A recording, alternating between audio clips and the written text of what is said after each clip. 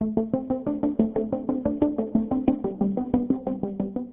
there! Welcome to Sneaking in the Green Room. I'm your host, Andrew Kushner. And each week, I get to sit down with some of Portland's funniest comedians. Now, let's be honest, these are some of the country's funniest comedians. And today, I got a great one. This guy's blowing up all over. He is one of my favorite comedians in the city, and he was just named one of Portland's funniest 5 by the Willamette Week. Man, that is an honor. Dude. Thank you so much. Dinger. Thank you. What are you doing here? Does your agent know you? No, so don't let him know. No. Thank you for having me. I'm super excited. Nobody's going to see it anyway. People are watching. Don't call them nobodies. You're somebodies, okay? Each and every one of you. I apologize. I'm really just saying that for when I watch back. I'll be like, hey, Gabe, thank you. No, but people are watching. I appreciate all of you taking the time and tuning in. But Gabe, this is not about me. This is about you, the comedian. I am the rookie, just trying to get into the mind of an extraordinary, brilliant joke teller. Let's find out about you. Where were you born? Where are you from? I am from Portland, Oregon, born and raised. Wow, a true Oregonian. Yeah, we're like unicorns now. I think, Yetis. Yeah, well, most people left when the economy tanked in 2005. Everyone was like, why are we staying? People don't know, like, Portland, before, like, Portlandia was a shitty place to live. Was it? Really? That's why in the 90s when Seattle was all the rage, you never heard about Portland. You never heard it. It was a redneck town. You're right. A bunch of rednecks. It was not, the Blazers were good then. Yeah, like when we had like Scottie Pippen and Drexler. Yeah, before Pippen, Drexler and Terry Porter. This just derailed. We were talking. Yeah. And I don't mean to get like Portlanders who were here when Pippen was here.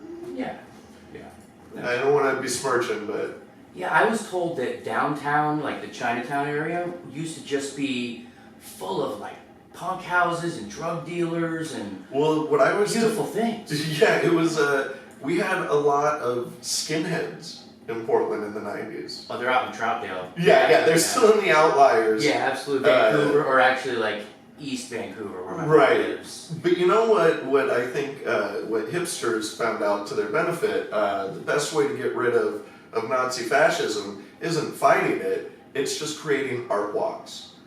Oh my lord, you've blown my mind right now. You give away free wine and have shops with knickknacks. Skinheads don't know what to do with it. No. Freaks them out. Yeah, that's the smartest move. That's right. Oh, people, pay attention. This is what you can do to your community. That's right. If you have a skinhead problem, art walks.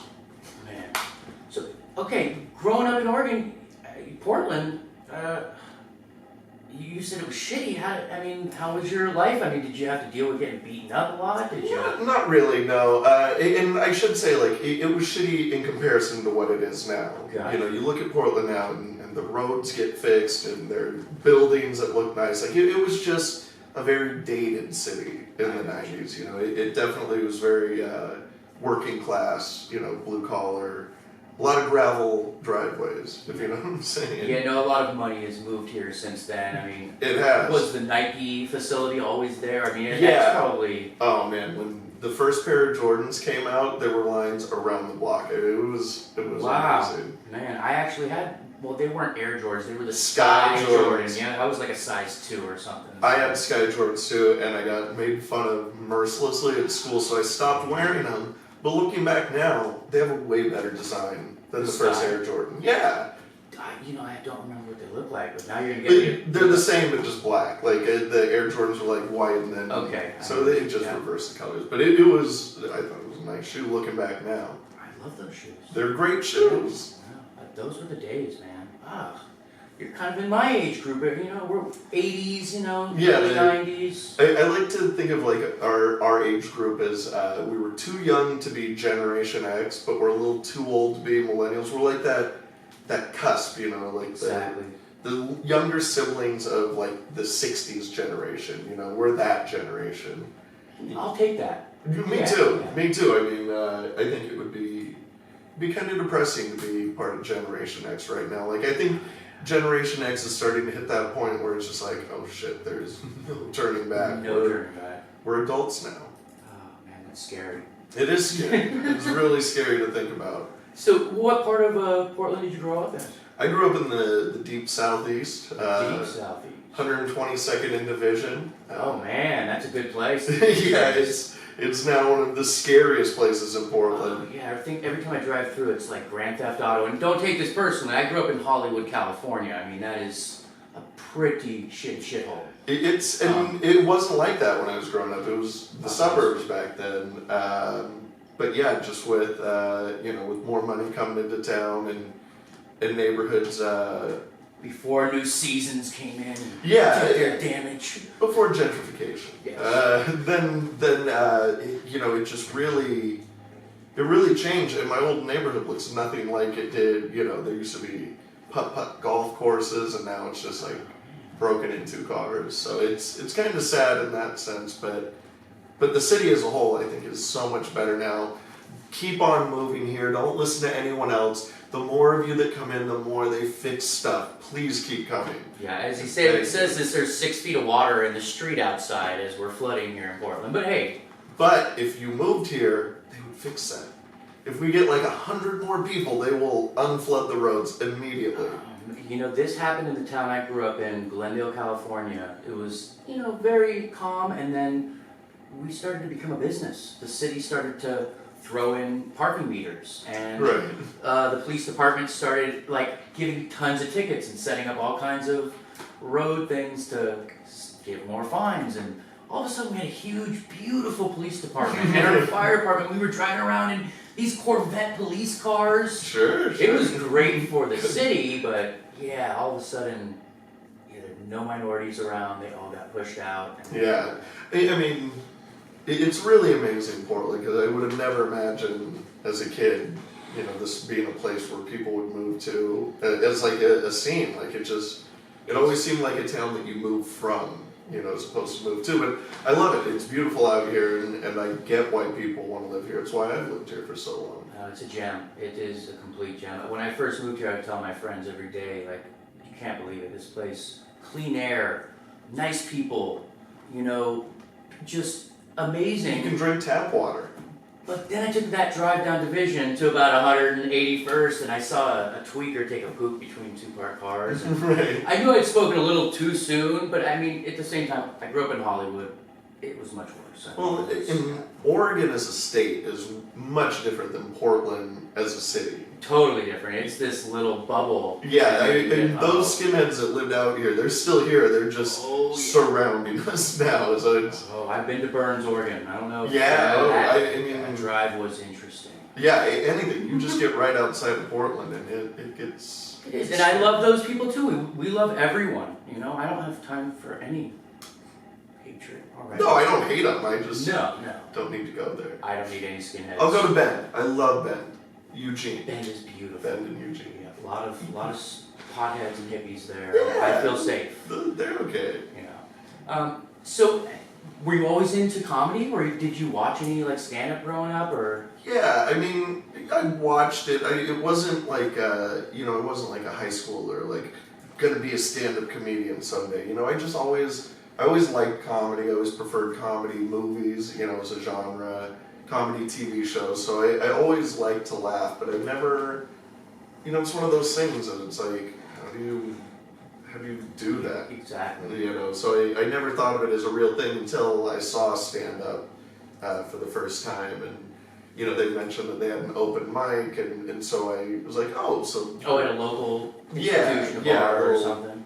It's not even, it's gone now. It was a comedy club West Side out in Beaverton. I have heard someone else mention that recently. I think it was Sean Connery had mentioned it. Yeah, it was something else, but it was a great place to start out. Yeah, that's what he said. It was pretty packed up. I mean, people would show up there. And comics would show up. There was no audience. Gotcha. In 2005 in Portland, there was no audience. 2005. Wait a second.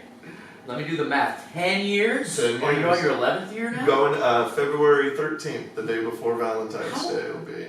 How old are you? 32. So I started right when I turned 21. Oh, man. It was pretty. You've seen it all. Yeah. You are one of the originals. I mean. It's, Wow. There used to be a time where you would tell people in town that you were a comedian, and they would tell you straight to your face, I don't like comedy. I don't like it. And you just say, all right, that's fine. And now, I mean, you know, you do shows, it's standing room only. I mean, No, we're experiencing, they say, the golden age of comedy It here. is. It's a new boom, and I mean, the people who have come out of here, you know, Ron Funches, Ian Carmel, Stephen Wilbur, they're all so funny and making huge strides. I just saw Ian and Funches on Conan together. Conan O'Brien, you guys need to be checking out. Ron Funches and Ian Carmel are our brothers from Portland that are destroying not only LA, the country is aware of these guys. It was People, amazing. We've got something big going on here. And I mean, it's amazing. I just started 6 months ago, and I just feel so lucky. I mean, just looking around and being able to meet and hear comics like yourself. Well, and we have, you know, this might become too inside if we just go, but whatever. We have a lot of shows that you can do, so you have a lot of opportunities to get on stage. There are audiences now, and they're good comics, so it makes you work harder. So, you know, people are moving up so much quicker now than back in my day, to sound old about it. But, you know, when I started, there was no reason to do good because no one made a living or, you know, made it. I'm taking it there weren't 30 people coming to open mics. I mean, you didn't have those lists, or you did? There was probably about 25 at any given time. But of that, there's like a core, like 15, and then 10, you know, kind of come and go. And like from that beginning crop,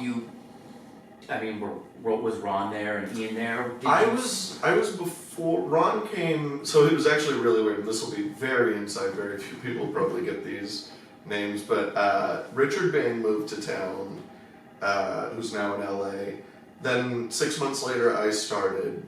A few weeks later, Andy Wood, who founded Bridgetown, started, and then a few months after that, Funches started. So it was kind of, and you know, not to give us too much credit, but we were kind of the young, and David Cope, who ended up moving to Seattle, and who was down in LA, works for BuzzFeed now. We were kind of like, they would call us the alternative comedians, and really we were just the only comedians not going up doing like hacky dick and fart jokes. The big thing when I first started, every comic had a joke about Viagra, the 4-hour boner, and what they would do with it before calling a doctor. And it was the most annoying thing ever. I understood why audiences didn't like comedy in Portland. Priapism is what it's called. It was bad. It was so bad. So yeah, we were kind of like the first group that, you know, there's nothing funny about priapism, by the way. It was just hard. Anyway. But I mean, you have seen the transformation of all those comics. And Nathan Brandon also was on here. He started. I love him. I actually think he started right before Funches, and then Funches came. But yeah, it was really a changing of the tide, and for the better, I think. You know, I had no idea that you had been doing this for that long. I had heard that it was at least 7 years, but now. Wow. It amazes me. Like, it doesn't feel like 10 years until I really start thinking about it. I'm like, oh, okay. Bush was in office. Man. You know, people were doing Bush jokes. Yeah, who was big back? Was Hicks still alive? Was Bill? No, he died. Here's a weird thing. So when I first started, I loved Mitch Hedberg. Love Mitch. He was my favorite. And there was this local headliner, Floyd J. Phillips. And I looked at Mitch Hedberg's website and I see a picture of Floyd and Mitch together. And so I said, Floyd, you know Mitch Hedberg? And he was like, yeah, I go on the road with him all the time. He comes to the Northwest, like, constantly. He was like, I'll introduce you the next time he comes to town. I was so excited. And then, like, shortly thereafter, days later, he died. Days later. I was so heartbroken. I was like, oh, so close. We lost him way too soon. Who knows what he could have come up with. Yeah. Man. He was one of a kind. One of a kind. No, really. Him and, like, Patrice O'Neal, I feel like he was special and different. Like, Mitch Hedberg, the way his brain worked was... He bridged the gap between one-liners and being personal and telling a story. Yeah.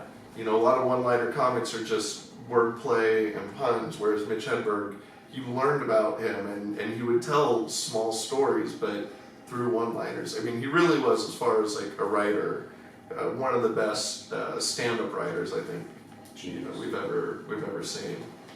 And he's still loved. You know, anyone you play Mitch Hedberg for, they're like, Who is I this watch guy? it at least once a month. I'll put on his, a bunch of his tapes or his old, he had a bunch of Right.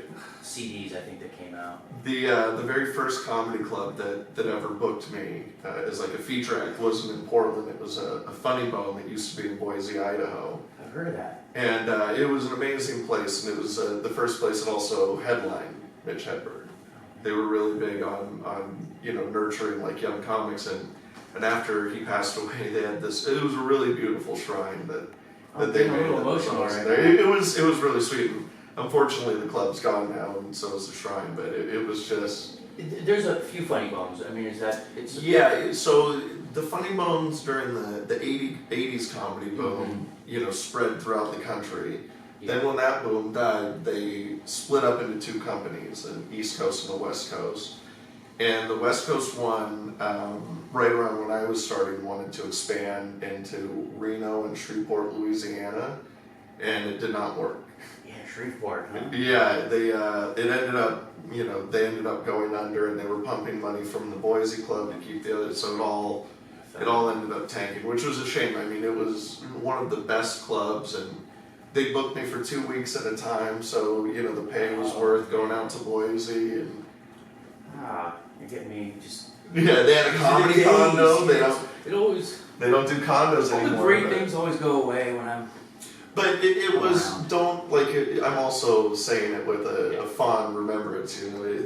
I would much prefer now to back then. Like the Funny Bone was great. And I love you, Brian and Pat Mac, but I would much prefer what comedy is now versus what it was. It has to evolve, and I think people have talked about it when one comedy club goes down. Eventually, something opens up, and there's a and they open another club, and then that closes, and there's a new one. There's always something along the way, and I think a lot of that old kind of generation had to kind of die out. And comics in the 90s, for the most part, were mean. Yeah, really huge. Aggressive in your face. Yeah, and I feel like looking back now that a lot of audiences were laughing out of fear. They're like, if I don't laugh at the shit that's coming out of this guy's mouth, I'm next, so I better laugh at it. And I think that's awful. I think it made a really aggressive, unapproachable form of comedy. And I like it much better now where thought and being considerate and actually making funny material as opposed to just being a prick. This is the perfect segue here. Is the reason I kind of put this show together was, as a rookie comic, there's not a rule book. There shouldn't be a rule book of what not to do or what to do. But I kind of wanted to get in the minds of seasoned comedians to find out, what's a tip that you would give to, let's just look at this PC culture. I mean, my opinion at first, I started doing comedy and I was doing a lot of offensive humor, that one-liners that weren't thought out. It's easy. But it was because my writing skills hadn't evolved. I hadn't written since I was in my 20s. Mm-hmm. So when I started to kind of think it's the crowds that they're too PC. Right. They can't handle my truthfulness. It's too real for them. That was Right. something I loved saying. And what I've recently found out is it was just my writing wasn't good and I wasn't being funny. Totally. And it's helped me. This city has created, an atmosphere where you have to be smart. You do. If you're going to really blow up here, you have to be. And here's the thing, the whole like safe space, all that stuff. Look, I don't like it when comics are assholes to the audience. I feel very appreciative to the audience, and I'm happy that they're there, and I want to make them happy. But I do think it's a bit of an illusion. If you go to a quote-unquote not safe space and do the same material that kills in the safe space, it'll kill there too. Exactly. So, when people look at it like some sort of censorship or something like that, it's like, no, we as comics, like the fun thing about being a comedian is getting people to bend on those beliefs and pushing it in a smart way. Exactly. The back in medieval times, the jester was the only person allowed to make fun of the king. Yep. And he did it, he was able to do that because he was dressed ridiculously, and he did it through songs or limericks, so it didn't seem so aggressive and direct. And I think that's what this, quote unquote safe space is, making it to where you have to be smarter. You can say all, or at least I shouldn't say make it so broad. Like, I can say all of the things I want in a safe space because I know how to use language and how to convey the idea without being like, hey, you fucking pussy or something. Like, exactly. oh, come on, who needs that? Like, I think at the end of the day, what appealed to me, and I heard from a few comics, that think about at the end of the day, who do you want your fans to be? Do you want that drunk, idiot, ignorant, redhead going up to you saying, that was the funniest shit ever? Or do you want someone saying, that was hilarious? Yeah. And having a normal conversation with a normal human being. And I don't want those people as my fans. Totally. And what's weird too is you'll get those people, but they like you for the wrong reason. It kind of makes you evaluate yourself. And I think if you just go, I don't know, like I do think